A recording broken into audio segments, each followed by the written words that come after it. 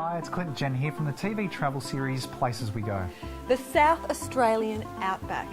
It's got 500 million years of history in its landscape for starters, and we found there was so much to do and explore, and we want to share with you why we think you shouldn't miss it. The first time we explored the Outback in South Australia, I just remember being mesmerised by the vastness of this landscape. Luckily, we're in a four-wheel drive, so we were not limited on where we could go. There's just so many awesome off-road adventures to be had.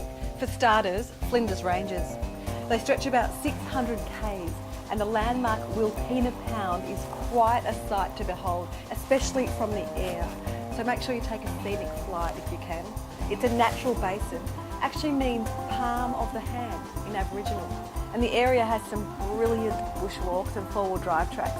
We also popped up our caravan at the campground there and enjoyed a night around the fire. The sun was setting over the ranges. I love the silence. We also stopped into the little town of Parachilna. It's about an hour and a half away from Wilpena Pound to the Prairie Hotel. Renowned for its innovative food dishes, we tried the Feral Mixed Grill.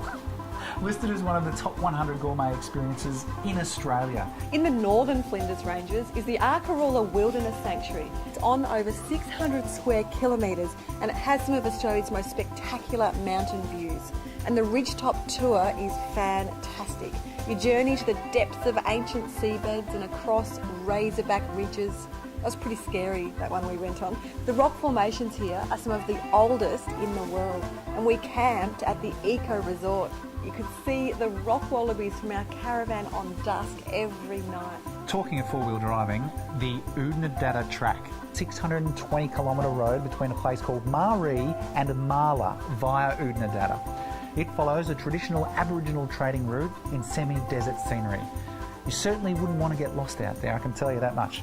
We had a fantastic night at a place called William Creek, which is pretty much just the pub. I think the entire town consists of a few people and a dog.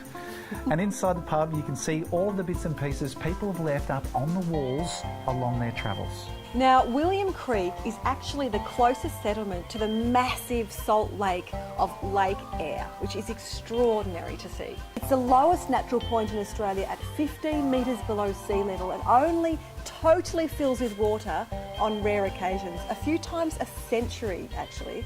It's a staggering 144 k's long and 77 k's wide, and when there's water in it, it's hard to make out where the sky ends and the lake starts. The colours, they play tricks with your eyes.